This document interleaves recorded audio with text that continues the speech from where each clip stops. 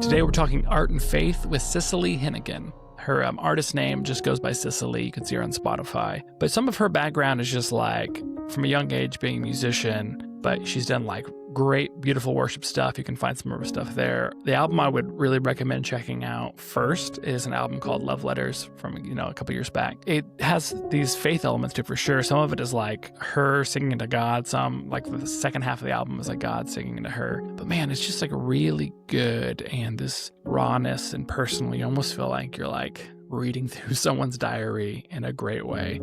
I'm definitely like a sucker for this type of like honest songwriting and just really gifted vocals. And it's kind of like the opposite of the worst version of Christian radio. And I don't want to be a critic, like, no shade, but just I love the rawness of it. Like, it kind of reminds me of almost like there's a little bit of like this Bon Iver, whatever his name is, like kind of his early albums, this like rawness and the simpleness, but like meaningful. So I'll try to play a little bit of music now, assuming YouTube doesn't flag it.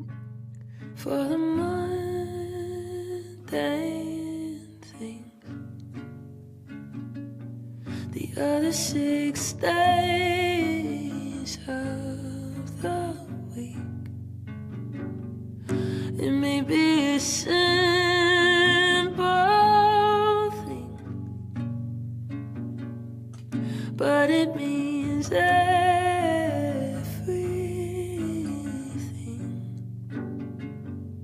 oh, it means everything to me. Yeah, so that's just a little taste. And I love this conversation, and I think you will too. So let's talk art and faith with Cecily.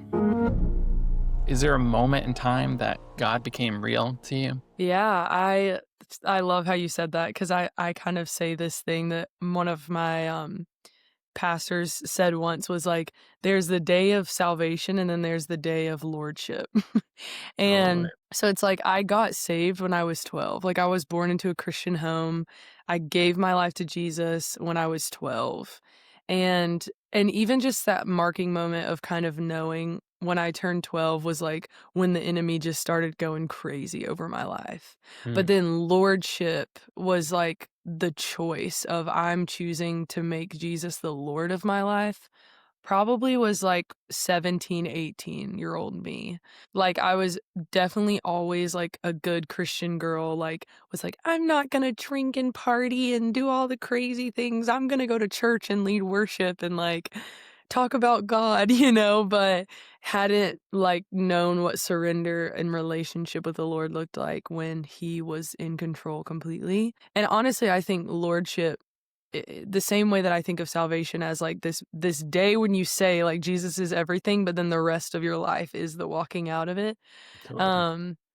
And I think lordship is the same. It's like every day I'm surrendering again to the lordship of the Lord. And some days I don't do it. Some days I'm so stubborn and I want to just be in control. And some days I, remember how much better life is when he's in control, and I do like surrender. So yeah, I'd say like 12 was like salvation moment, 17, 18 was like lordship, and forevermore. So yeah. That's cool. Was there something that kind of like drew you to that? Like, was there a series of events, or like, for me, it was kind of like, I hate that it so often seems to be this, but it was sort of like a certain level of pain, Yeah, like where sure. it was just like, I tried to live a meaningful life and to get healthy and to, be healed from my depression stuff and and it just like, I couldn't do it myself. And then I feel like, was there something that kind of led you to that moment? I even love what you said about that, like, it kind of is hard to be like, oh, it kind of was this like pain, deep pain that brought me here. But I think of like how much simpler like the gospel and like who Jesus actually is.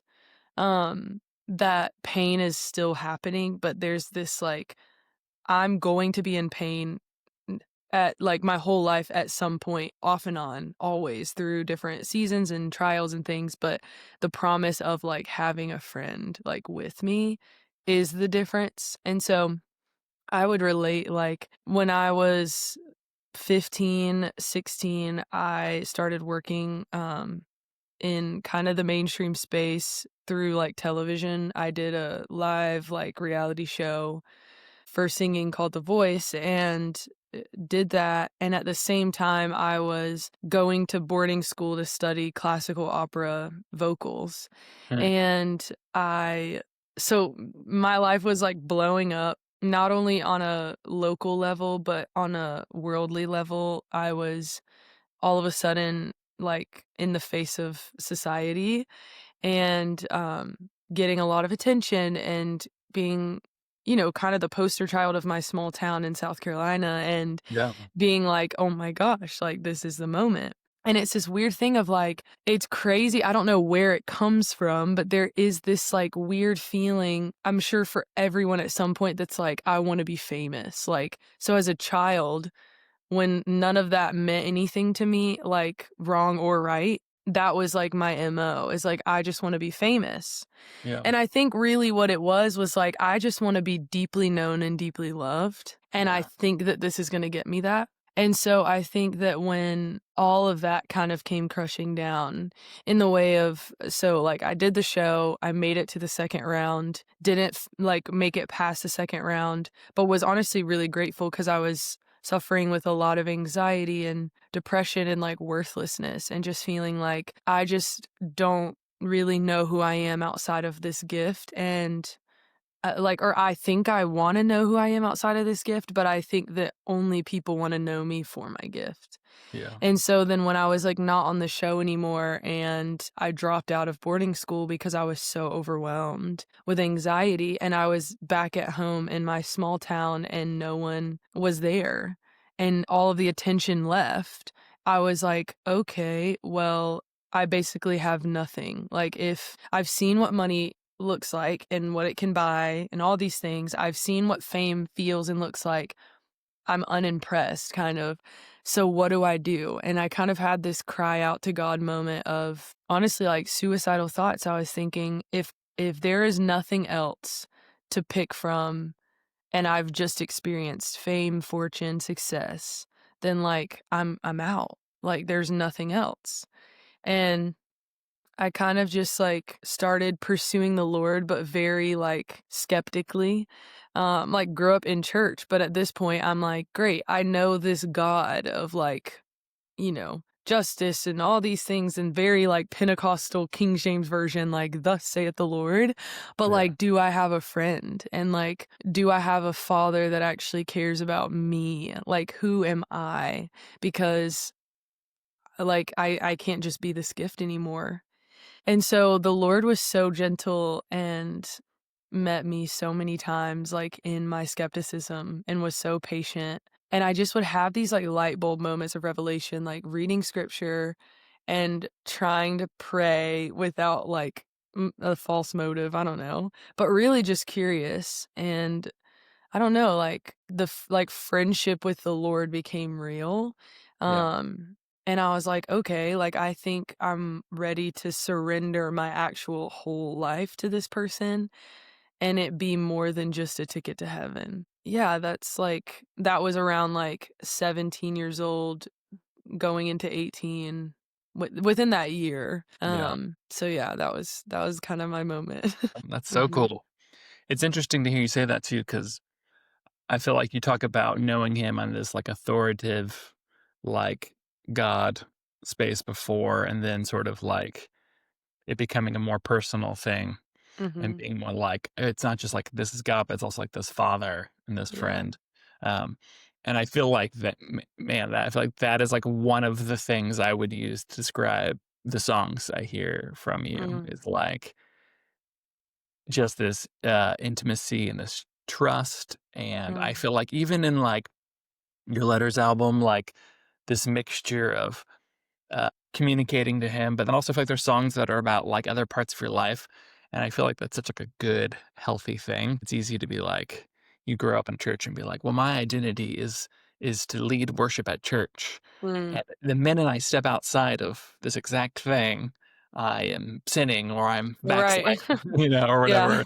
Um, and so I think it's so cool to see that in your music. I'm curious, how have you seen the Holy Spirit play a role in a writing song process? Yeah, I think I kind of have this maybe controversial thought, but it hasn't felt controversial. It's felt very freeing and like relational with the Lord and I in a general sense, but then it also carries into my creative acts with him, is that my kind of interaction with God is much more like I really do like receive the promise of free will very Yeah. reverently. Yeah. And I think that the church has just like muddied what selfishness is to like what free will actually is in friendship with God. And it can get messy.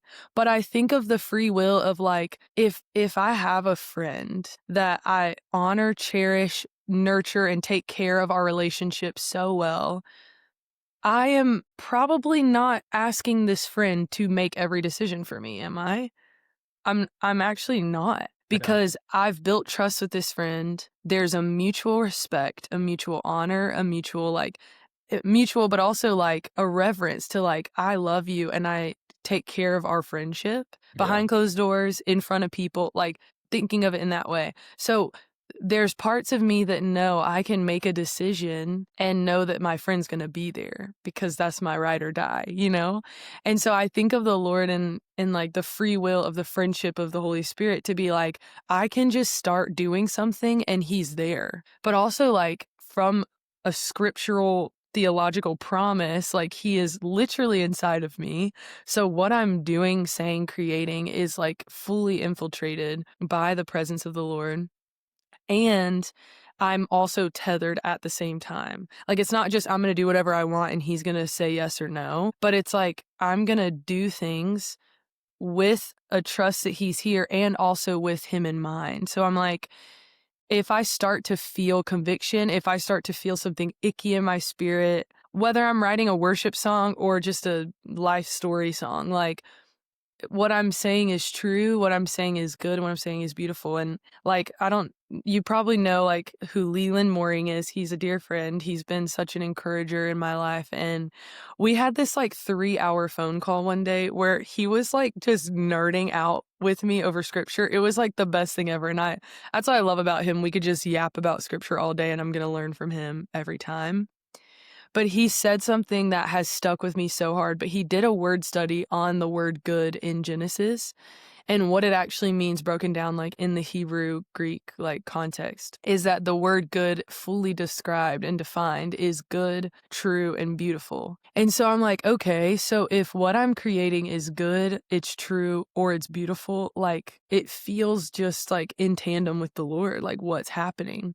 And so that has like stirred my faith in songwriting, not only in the Christian space, but in the pop, in the mainstream. And like, as I've ventured down that rabbit hole of like kind of breaking out of just exclusively Christian music, ruffling so many feathers. I mean, the amount of messages I got kind of in my first realm of like releasing mainstream was like, you don't believe in Jesus anymore. And I was like, no, I just believe in him more because he actually meets me in my humanity.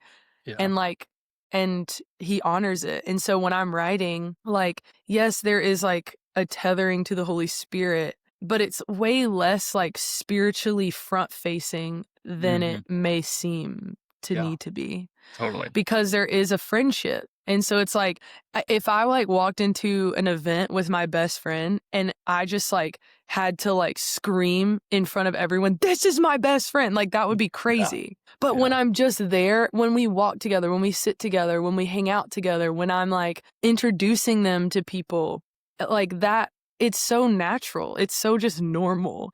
So I think of creating with God in that way, especially in the writing room. It's just like he's here. What I'm doing, what I'm saying is like an overflow of intimacy and friendship, but it's also just like a trust that we've walked out this story together that I'm writing about. And then now you're just helping me remember it and like keep writing it, like write about it, you know?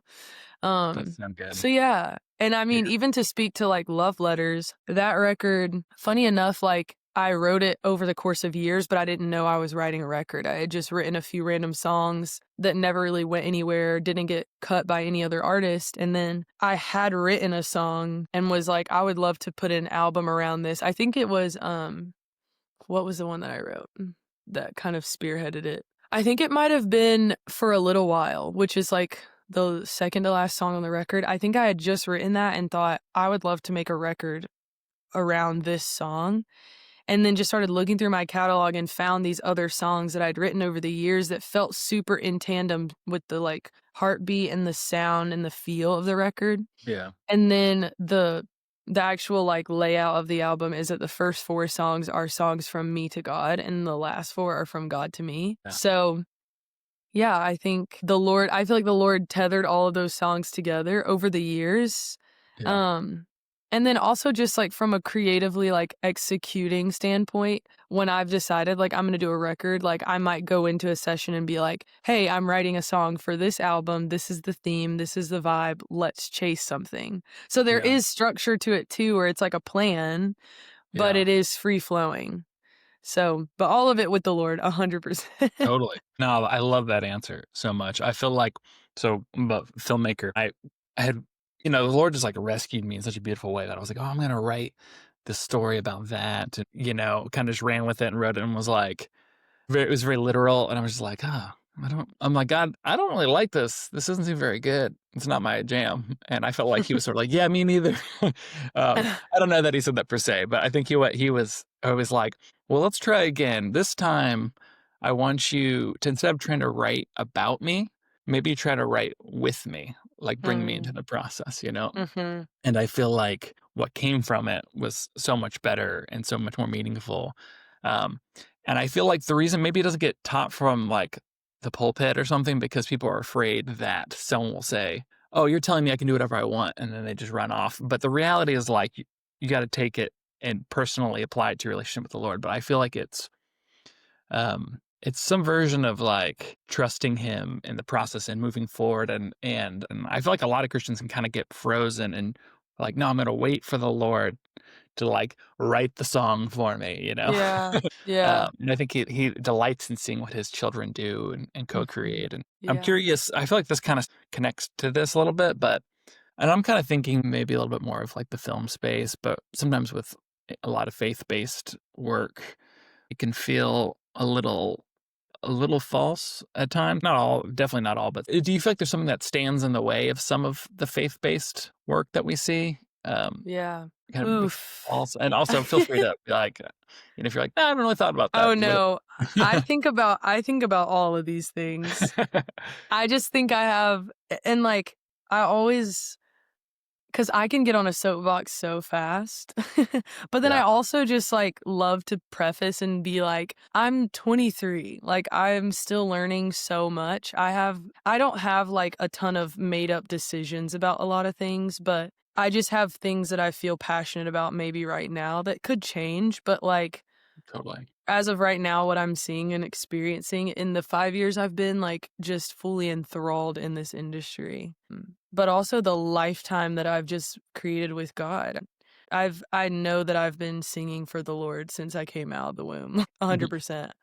And before then, I think that the biggest wall is the fear of man is like so running rampant. And I think another really huge thing that even some creatives that I've been talking with recently have found as a thread of resistance or even fear or distraction maybe is like scarcity, the fear of provision not coming. And I think that not only affects how innovation is like withheld or like stifled, but it's also where like collaboration feels super stunted, like so hard right now.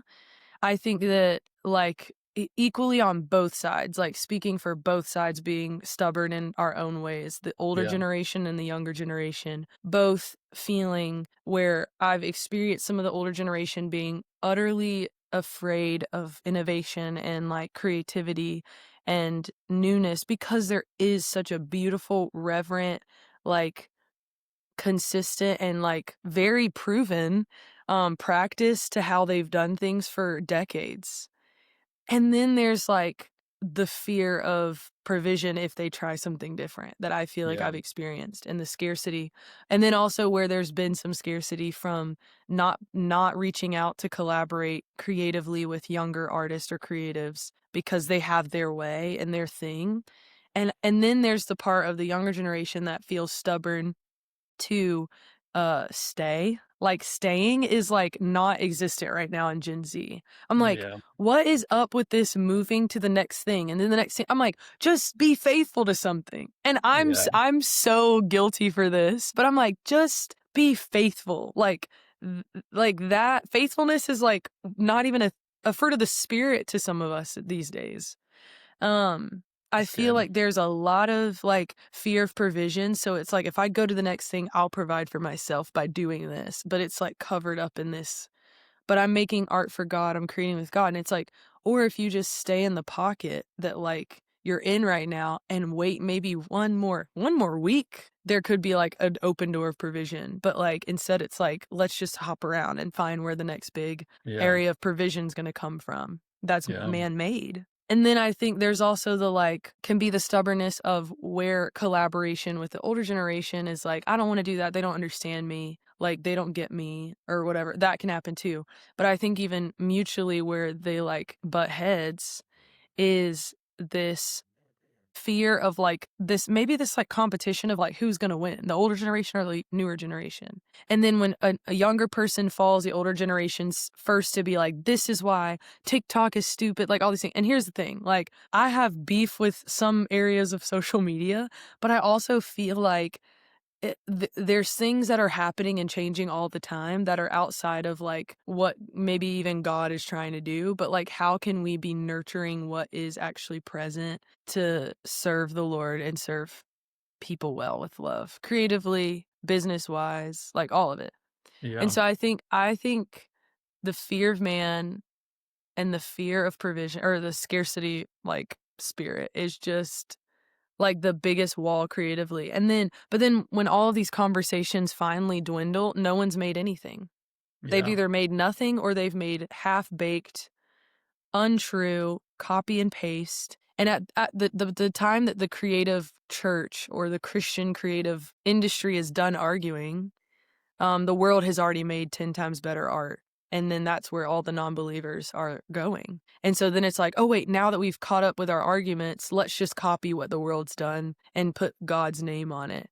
And it's like, you're just not even innovative. Like, you're not creative. We should be the most brilliant artists. And the thing is like, then you, as a Christian, if I celebrate a person that is a believer that is in the mainstream space and maybe like saying things that are a little bit left of center, then the Christian church, it's like, how dare you like affirm this person that claims God but is like cussing in this song? And I'm like, well, because sometimes that's just how it is. Like, sometimes I'm just that honest with God too. And so I'm not necessarily like gonna shame them for saying that life is hard as HE double hockey sticks. Cause honestly, I relate, you know? Yeah. Like, Totally. and so not to say like let anything slide, but I think that has been the issue is we are afraid. And then I think we're even seeing it now on social media where it's like,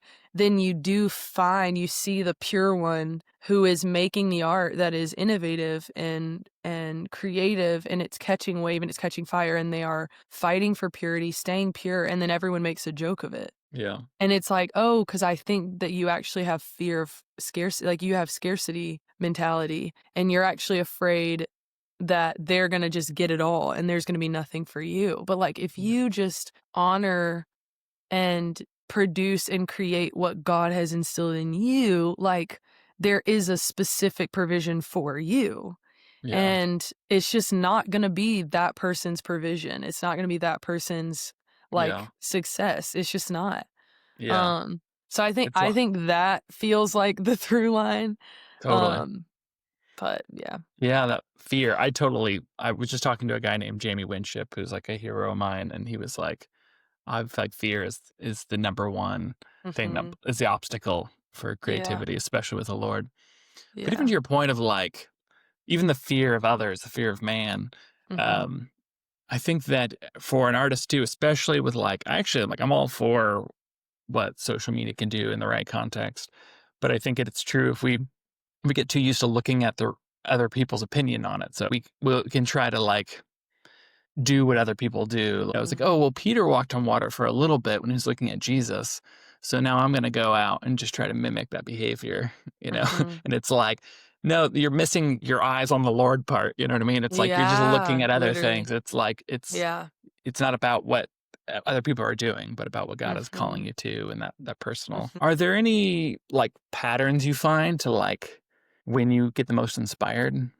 Or like when Mm. an idea comes, or like, do you find that even just like logistically, like, oh, it's like when I'm on a walk or when Mhm. Yeah. I just like found this clip of Lauryn Hill like sharing a speech somewhere, and it was like spot on, just like how I explain and how I would answer this question of like, she said something to like to the tune of like, when I'm being like rushed from studio to tour to studio to tour, I'm not gonna write, like, there's gonna be no art coming out of me because if I'm not living, there's no art. yeah, And like that is what makes the art. And so I relate so spot on for that, is if I'm not creating art from a place of living my life, like, then I don't want to hear it, honestly. Like yeah, if I'm so creatively, when I'm writing a song, it mostly just comes out of just a spot on experience that I've had. So, like right now, I'm exploring a couple of different project ideas. Like sometimes it'll start with like an idea of a title, like, okay, I'd love to write an album that sounds like this one day. And then I just kind of have that tucked in my subconscious. And so maybe I'm not like hunting it down, but like when I'm experiencing things that feel tandem with that, I kind of mentally note it or like write it in my notes.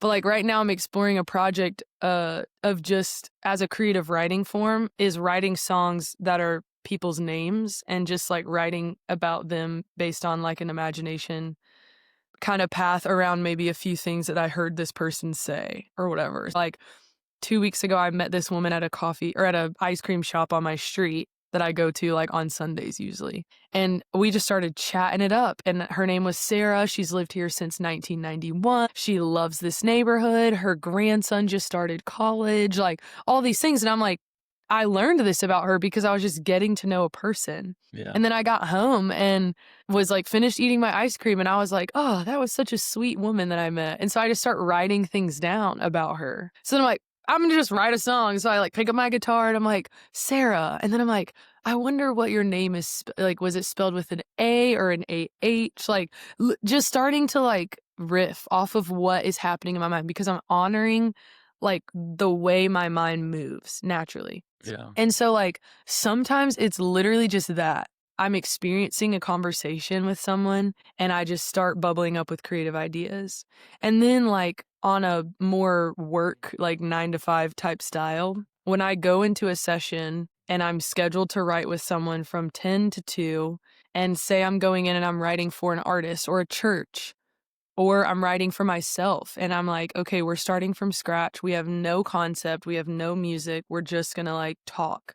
And so that again becomes like where the song comes from is from life. And so I end up in a dialogue with whoever's in the room and we're talking about like, what's new? Like, how's your family? Like, we're catching up with each other. And then it's like, you might say a sentence that sticks out to me. And then, but because I'm in a creative mind space, specifically in a session, I'm like kind of taking notes mentally of what you're saying. And I'm gonna yeah, be like, okay, like I'm gonna write that down. Like I'm kind of like typewritering in the back while someone's talking. So it really looks so different for me all the time. But I honestly just try to honor whenever I have an idea, I write it down or sing it into my phone. And then who knows, like a year later, I might come back and it's okay, like we don't have an idea. Let me just scroll through my phone and find something. And then I find that thing I sang in my bathroom while I was putting on my makeup for the morning. And it's like, ooh, let's try this. And then it's like 2 sentences but that's now the song that we've written. So it really is more simple and it feels just like as as normal to me as breathing is what writing feels like. And I know that's not the same for everyone, but that's kind of my creative process. Yeah. Yeah. That's awesome. I feel like it's so. That's why I love these conversations. I feel like that's like really insightful to get to the practicality of like Mhm. how your mind and just creatively you're working in that. Is there a song of yours that means like especially a lot to you currently? I feel like one of my like music mentors in a way. Like, I mean, I've just talked to her for the over the years, just off and on about different music things. But she said once, like, when people ask me what my favorite song I've ever written is, I tell them that it's the one that I just wrote Yeah. because it's like the freshest, like clearest, most up to date version of me as a writer. And it feels the most in tandem with who I am. So I would say, like, I did write a song 2 days ago. Like, I just got back into the swing of things after being gone for so long. And I wrote a song with one of my favorite producers, writers, and we just, I mean, it was amazing. But I would say, like, with that aside, like, okay, I put out this album in 2024, like December, and it's the most proud of any work I've ever made, called Love Takes Time. And I think because it was my first like full blown project that was not in the Christian realm. Like it wasn't a worship record. It wasn't like love letters. It wasn't even like a devotional. It was just my human like process of 2024. And it was also the first record I had written where I actually wrote the whole project like cohesively together instead of like picking different songs that I'd made over the years and then putting them out together. Yeah. So I would say like the title track on this album is called Love Takes Time. And I wrote it a few years ago. And I knew when I wrote that song, it would become a record one year. Yeah. And I don't know, I think across the board, sonically, lyrically, melodically, and storytelling wise is some of my best, clearest work, I think. And it feels the most honest. And I think there's a through line of the story of the song that feels still accurate to my life today. Yeah, so I love that. But honestly, the whole project, top to bottom, is so honest and raw about just like really real heartache and pain and beauty that I experienced last year. But yeah, I'm really proud of it. Awesome. I'm looking at it right here. Which is there a specific song on it that you would say to start with, or that one that the song specifically jumps out at you? Or? I definitely tell everyone to listen top to bottom because Yeah, it's just a missing like practice nowadays to like listen to the art the way the artist hoped for it to be listened to. Totally. And so like I have other records that I'm like, yeah, listen out of order. I didn't make it in order, but this record I specifically planned the track list and wrote it and like organized it to tell a story from top to bottom. Yeah. And it takes you on an adventure.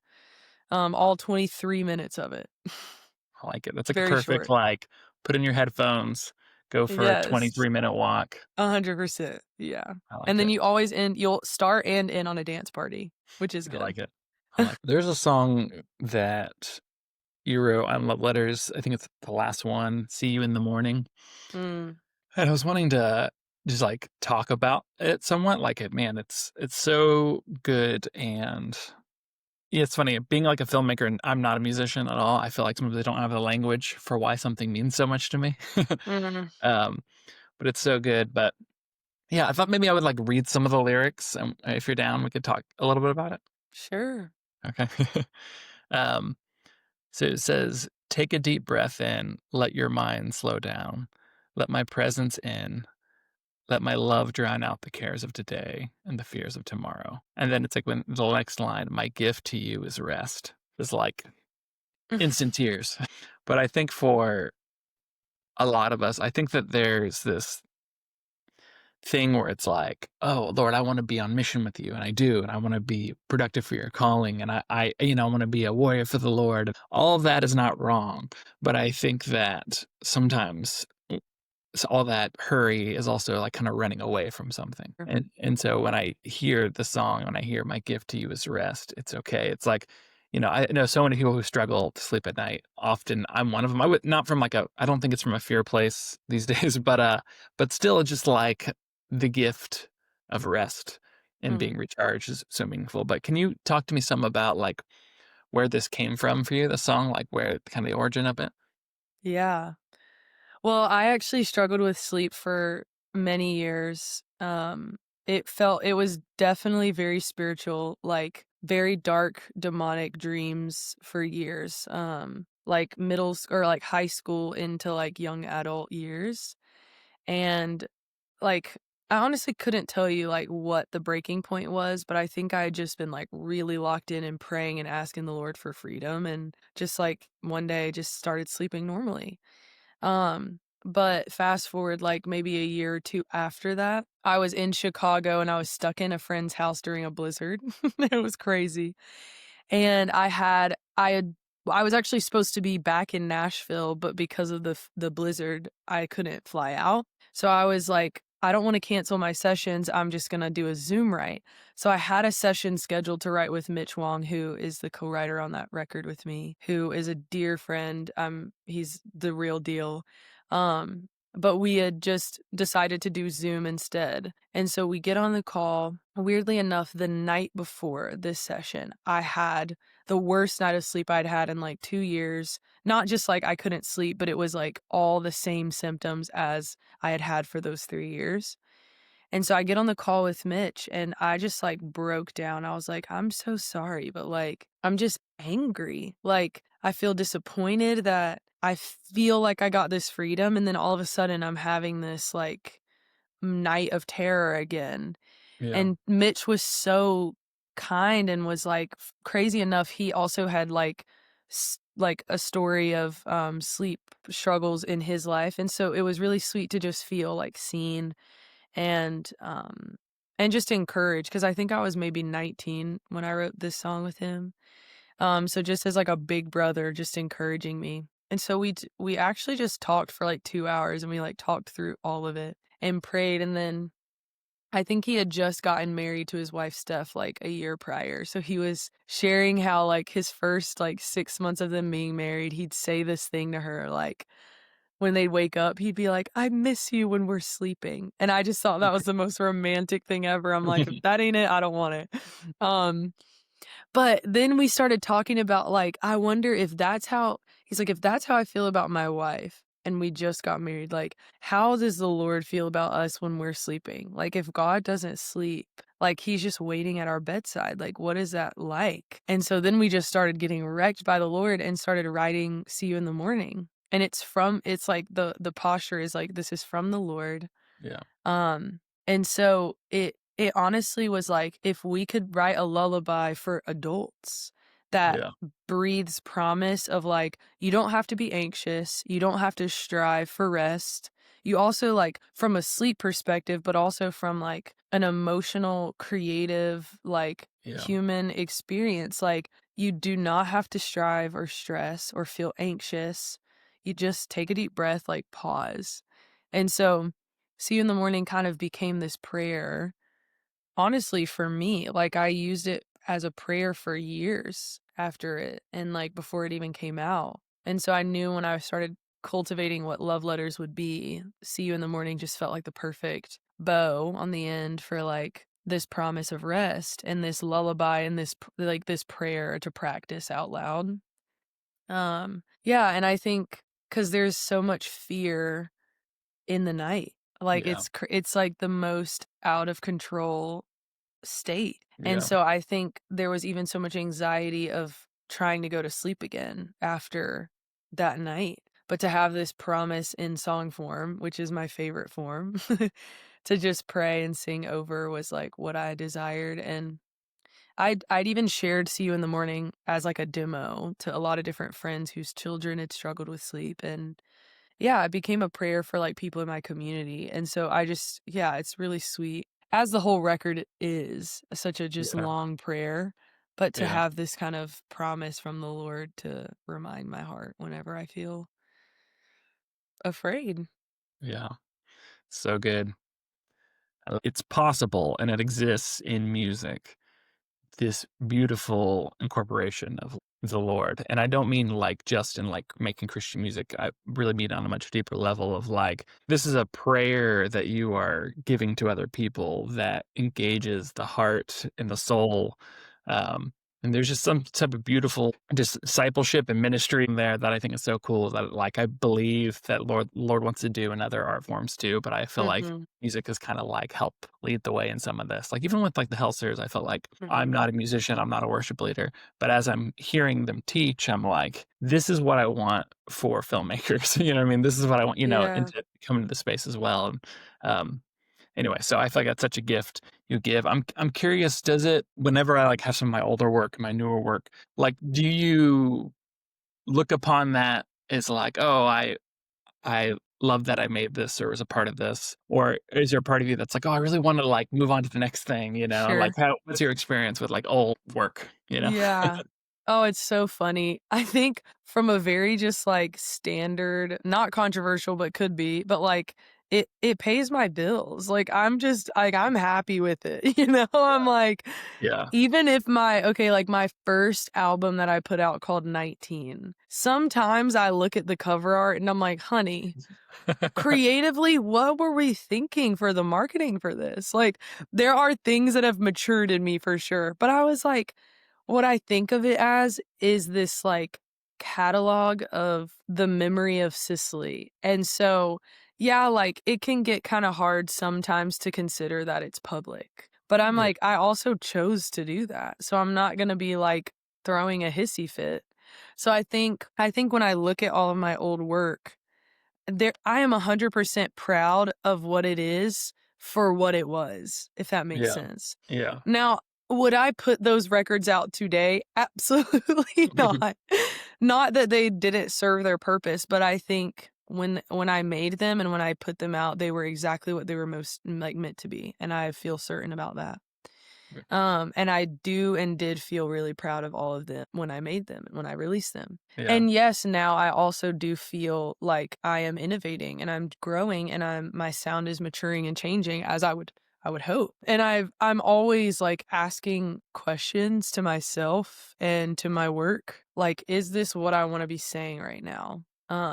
Okay, weirdly enough, last night I just felt the urge to rewatch the movie A Star Is Born. And it can be it's definitely a heavier film, but I think it is brilliant. And I'd love to even hear, like, as a filmmaker, I'm sure you're like, the scenes, the like, I love film and I respond to film so well, musically even. And that's a desire of mine, is to even work in the film space as a like writer, like a songwriter. Yeah. And so like I was watching the movie last night and just sobbing, like it was just beautiful.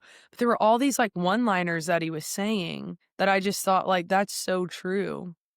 And one of the like reoccurring themes in the film is like you're being given this space, this voice to say something. And it's like one of the last lines in the film is like Jack always said that like every song forever is just there's only 12 notes.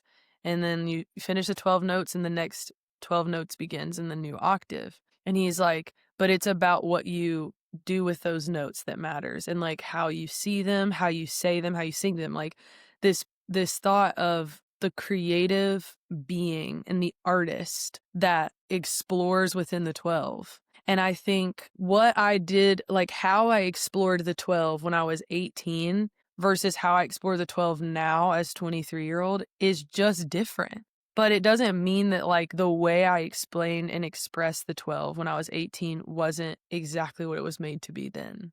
Yeah. But I should hope that as I nurture, discipline, take care of, enjoy, and delight in the 12 notes, that I would mature in my sound and that it would just sound different.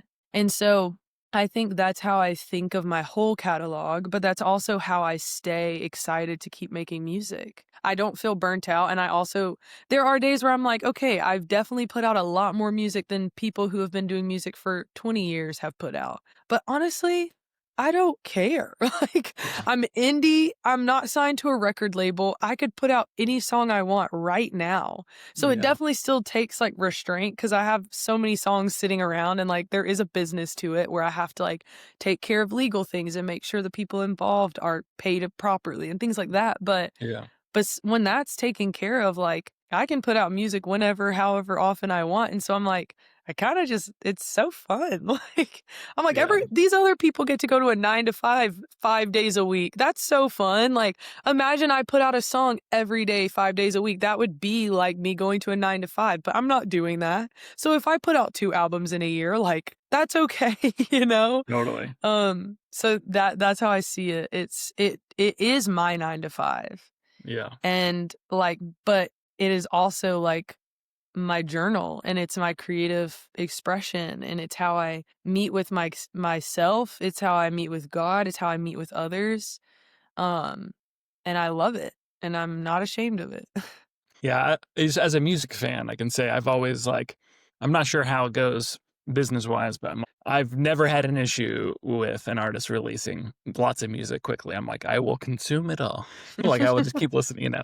But I know I'm sure there's a whole strategy to like making sure you don't cannibalize your other songs or something. Yeah. But that's cool to hear. I was curious to hear, even with this process, like I feel like in the church specifically, I find like a lot of people that like really do seek and love the Lord, almost seems like there's this like apprehension with ambition. I'm just Yeah. curious what currently in your life, what your relationship to ambition is like. Yeah. What's your relationship like with it? It is really crazy. I think I love to pop the bubble and simplify it so fast. Like when a college student is deciding that they want to be a lawyer, nobody craps on them when they go to school for law. Yeah. They don't. They don't crap on them for working 10 hours a day, studying and working towards their law degree.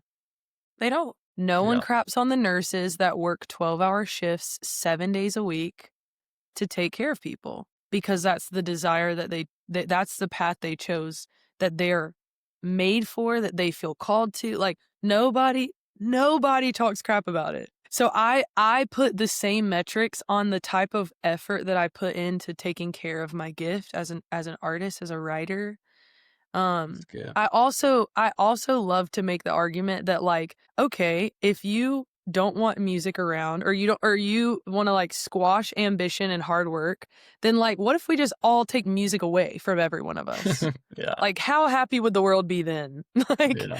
music is literally like God's favorite in my opinion. I think just music is it's just otherworldly. But I think art in and of itself is otherworldly. I'm like, like an artist that's an architect or a designer and like the house that you live in, the building, like I just simplify it all to the same metrics that we view every other thing that's outside of art. And so I think ambition for me is like, I like to have goals, but I also like to, again, back to the friendship thing. Everything that I'm desiring, everything that I'm like working towards, I am really like fighting to stay tethered to the Lord. There are days that I get way ahead of him and I start dreaming up my own life and he's like, that's just not what I want right now, you know, or whatever. But I think this kind of philosophy that I've even gathered from the Helsers is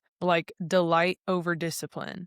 But knowing that it's more that delight is what makes discipline become real. Because I'm like, if I love something and I care about it, I will then in turn take care of it. Like if I have a child, I'm not gonna say, oh, like I have to take care of this child so that I can love it. It's like, no, I love the child. That's why I'm taking care of the child. And so I think of my music and my art that way. It's like there is a discipline that comes because I love it so much.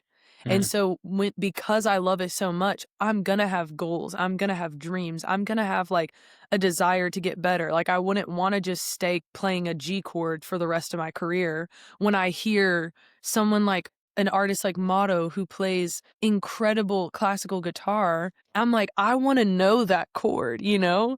And so I think of it in that way where it's like the same thing, to have an ambition to know God more. That can also become impure really fast, but we don't make that argument. We just make it Yeah. around art and creativity and things. Now, but all of it in and of itself, no matter what the medium is, can be done wrong with an impure, like out of aligned motive, Yeah. and can be done with a pure, in alignment, in step with the Lord momentum. Yeah. And so I really do just love the art. I take care of it and I ask God questions.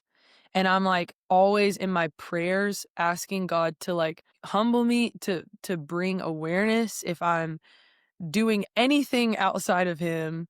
But then I'm also like enjoying the free will, like that circle back, the free will of being like, oh my gosh, like, yeah, I'm gonna put out this record. Like I'm not being like, I'm waiting on the Lord for 5 signs to tell me that this is the album and the day and the time that I should put it out. I'm like, Yeah. no, I'm putting it out because I Yeah. made it with him. He's right here with me. Yeah. And if he's not, I'll know. Trust me, I will know. Yeah, So I think that's so yeah. good. Yeah, I will know, because I think it's easy too to feel like, well, if I miss it, it's over. You know what I mean? Like, Yeah. and the reality is like God, like you said, like he doesn't save us once. It's like saves us every day, you know? Hey. And it's like sometimes, I was just talking to the Maldens and they're like, sometimes you have to step out and then learn that that was the wrong thing for the Lord to teach you. 100%. And Yeah. and what that really points out is like a God who's with us every day Yes. and has Yeah. grace and wants to lead and wants to be involved, but also Yes. delights in seeing his children act. I think for me, 100%. for a long time, like film stuff was like, I would say it was an idol. It was an identity thing. It was a problem. And there's this whole process of like, kind of really just like laying that down. I was like crippled in depression. I was like, I will do anything I can. Like I'll clean toilets, whatever it is, Yeah. And I felt like he totally restored me in the sense of like bringing in a new part of my life, but then brought the film stuff back in.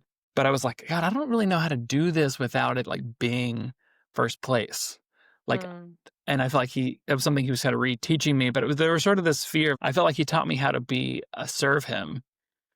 But then I feel like it's like there's one thing for being a servant to the Lord, which is good, but also I feel like we're also his son. And there's a difference between those two. There's like a son, you delight in their decisions and you That's want to right. empower them to grow. And so it was just interesting to feel like it's like having a servant's heart, but also knowing if like you're a son and there's like an inheritance, royal inheritance with that, And Yeah, I love that you said that because like at church this week, my pastor was talking about holiness and she was talking about the like, you have to have a reverence for the position and then also having the like relationship. And she made us such a cool perspective or made a cool kind of connection with how like the grandkids of like the royal, queen and king in England wouldn't just run in and be like, grandma, and like jump into her arms. They would bow and then they would also be like, grandma, because there was an honor and a reverence and a respect for the position while also being like family. Yeah. And I think of that all the time where I'm like, everything that I do is under the submission of the Lord. And it's also with the friendship of the Lord. It's under and with. Yeah. At the same time. Yeah. So it is that feeling of like, I will know because I'm begging for the fear of the Lord to be what guides me. Begging everywhere. Yeah, totally. And then I'm also like in the friendship of the Lord too. And believing that is where the joy of this comes from. And so but I think that even with your saying like, how do I not make this like my idol or whatever, but like keep you first? I think boundaries are so necessary. And another thing that isn't happening creatively right now because of the pace and the speed of social media, of the way the world works and how fast they are with things and without boundary. Yeah. And so I've found that doing boundaries, like I get just as taken care of as when I don't have boundaries, but then it's like he's wanting to take care of me, but I don't even have time to receive it because I'm doing so much. Totally. So I am not the average writer. Like when I tell writers that write full time, what I do, they're like, there's no way. Like, how do you get songs cut? Like, how do you stay on top? Like, most people say write every day. I don't write every day. Like, my boundary is 3 sessions a week max because I'm like, I got other stuff to do. I got Yeah. other things to enjoy. I got friends to hang out with. I want to have dinner with some people. I want to like cook for my sister and like watch a movie together. Like, Yeah. I want to go on a skip around the park this afternoon, not be stuck in a studio all day. There's even the Cecily, boundaries where's your of fear? You should have more fear than that. I should have more fear that like I'm gonna lose the song if I don't write it. No, because I know that I'm gonna find the song. Because Yeah. like I even tell like some of my friends that are creatives and like writers even specifically, like, what I'm doing is not making songs from scratch. I'm just on a scavenger hunt finding songs that God already wrote. Like they're already written, they already exist. Okay. I'm just on a scavenger hunt. So I'm Yeah. like, they're not gonna go away. It's just gonna be whether or not I find a song next week in my next session instead of tomorrow or this afternoon when I do 3 songs in a day. Like I'm just not. And That's there are awesome. like there might be a week where I have a lot of friends in town that I like really want to write with. So I might just be like, okay, I'm gonna commit this week. I'm gonna have 7 sessions and that's gonna be crazy. But then next week I'm not writing at all. Like, you Yeah. know? Totally. So I think boundaries too, um, within the discipline of like, okay, I'm gonna stretch this gift, I'm gonna work and I'm gonna take care of the craft, but I'm also gonna like rest and take days off. And if I'm feeling cooked, I'm not gonna write. I'm not gonna dry heave a song to appease the world. I'm not. Like, Yeah. I'd much rather just do anything else. Yeah. That's awesome. Is there anything you currently feel like God is calling you towards? Like, it doesn't have to be art related, or maybe it is, but just in Yeah. general. No, for sure. I definitely in the music space, when I put out Love Takes Time last fall, that was kind of my like stake in the ground of like kind of course correcting my music career to go more into the mainstream space.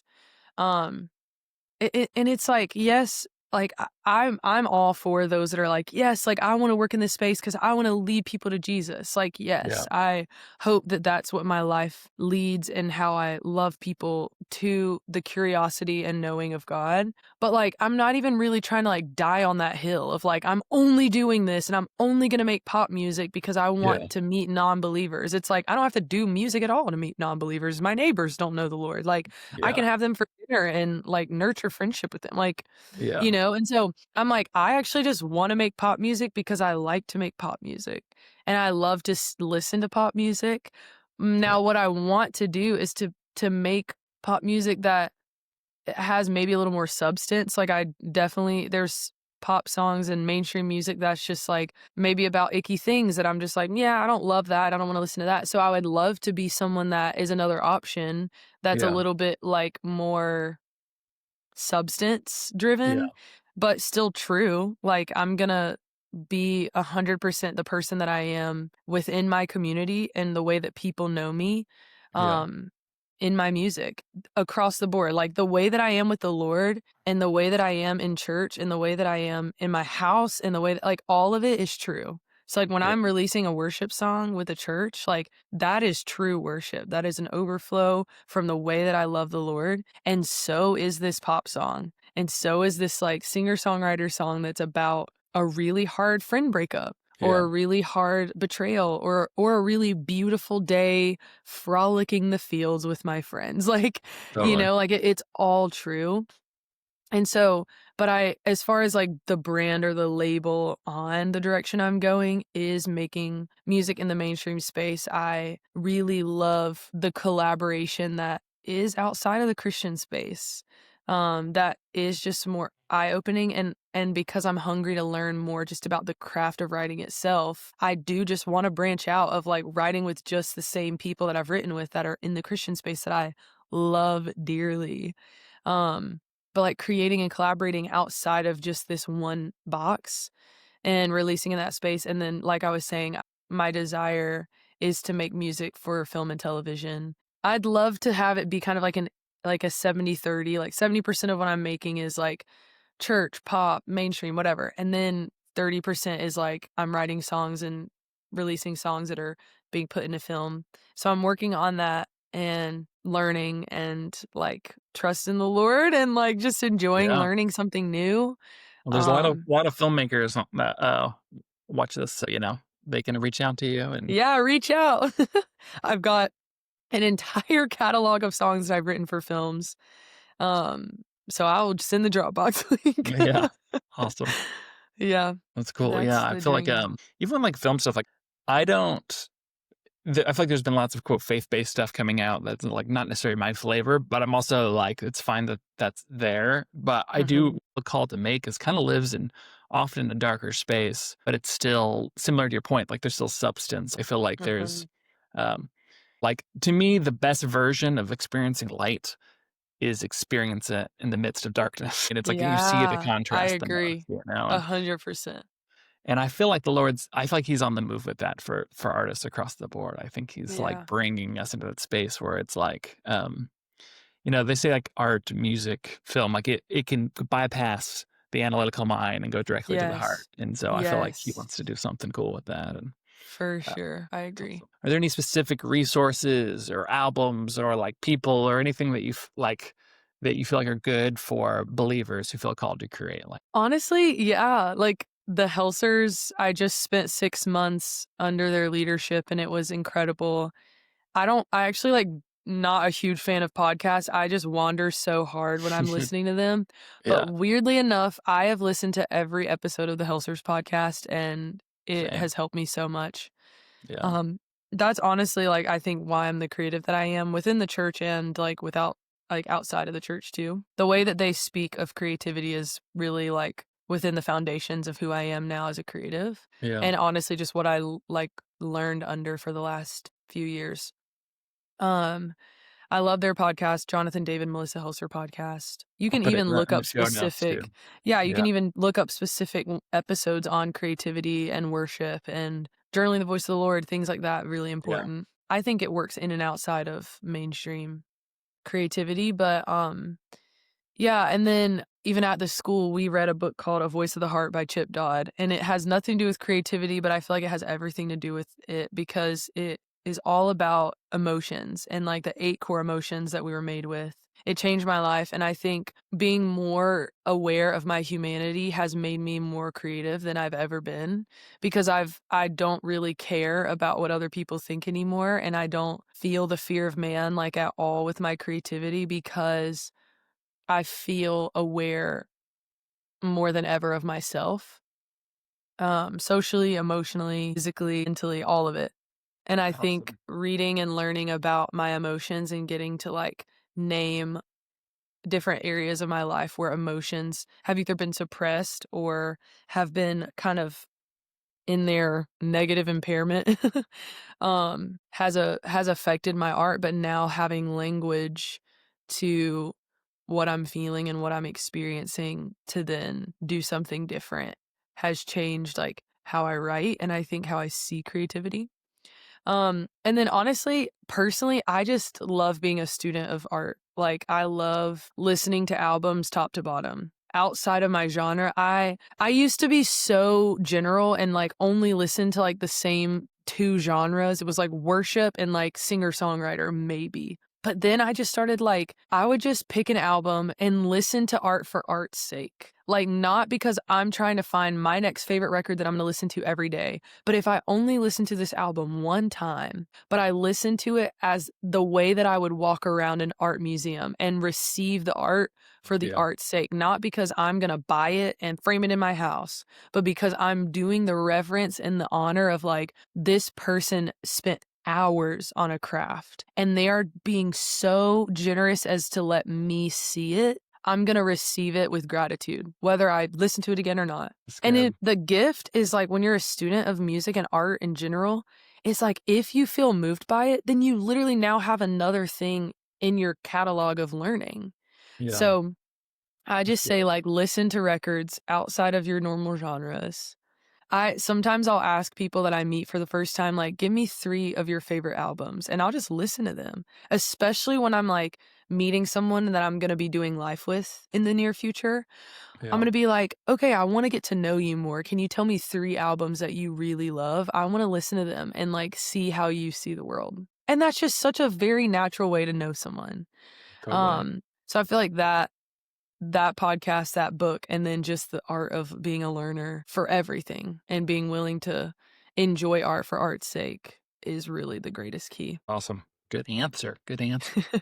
And watching films. I love film. Yeah. I should throw that in there for the No, I filmmakers. feel Love similar too, film. though. Like, I'm like, look for what you feel in this piece of art, in this song. Yes, yes. Look for how it connects with you, how it makes you feel. I would encourage a lot of people to, like, don't think about other people and how other people will receive it. I think sometimes that's where the church can struggle, is being like, well, I understand what they're saying, but someone else might take it the wrong way. And I'm like, Right. that's not how art is made. Like, same thing with sermons. Like, don't be like, who else, how are they going to hear the sermon? It's like, you know, just receive it for yourself. But so that's great. Great point. Good. Awesome. So if someone did want to, like, get in touch with you for, like, maybe syndication for a show or movie stuff, or, you know, for whatever reason, how would they do that? Is there a link specifically? I do not have a link or a website. I'm kind of like bare minimum indie artist, but I could give you my booking email and you could put it in there in the little drop below. Yeah. It's just I can send that to you. Yeah. Cool. I love emails. Emails are solid. Yeah. I love them. Cool. Awesome. Well, can I close us out in a quick little prayer? Would love that.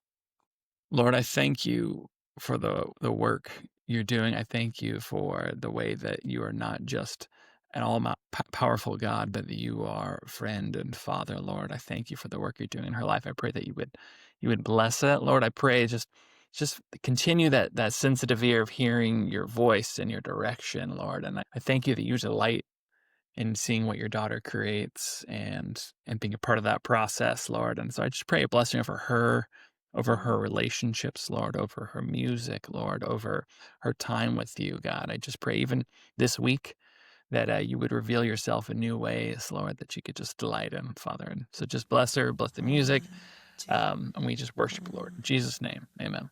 Amen. Thank you so much. So good meeting you. While I tally your mistakes, you think I'm distant, think I'm angry, but I'm not.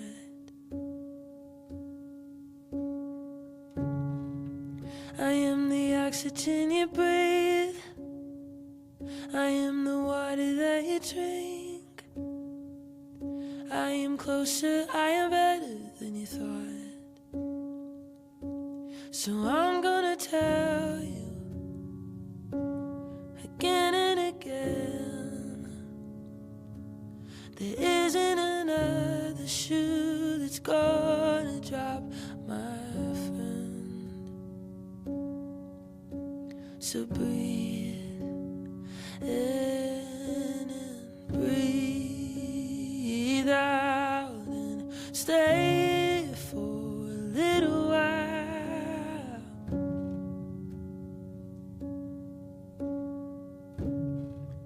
I hear the questions that you ask about your future, about your past. I know you're worried, know you're anxious, but I'm not.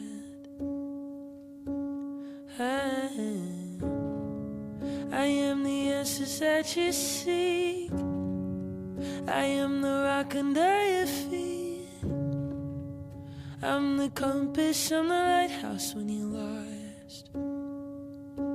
So I'm gonna tell you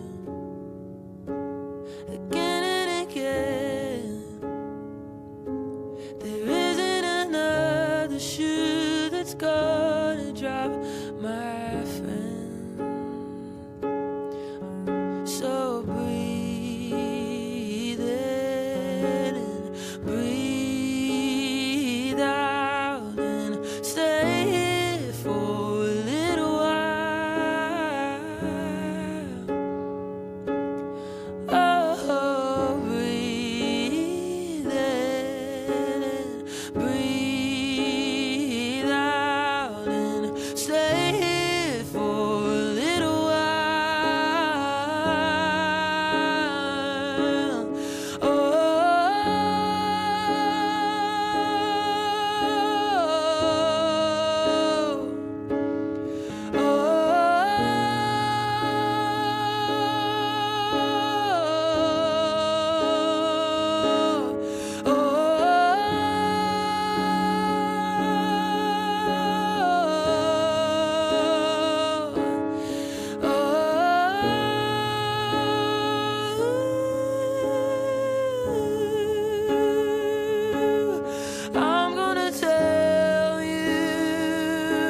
again and again.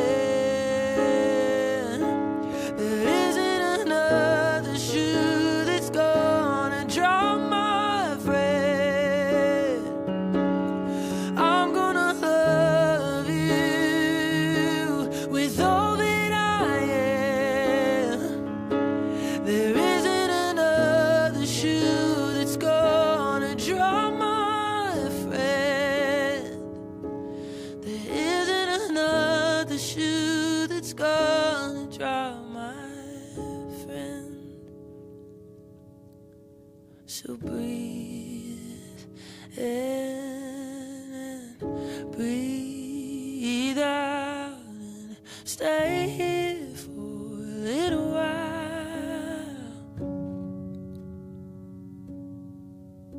Stay here for a little while.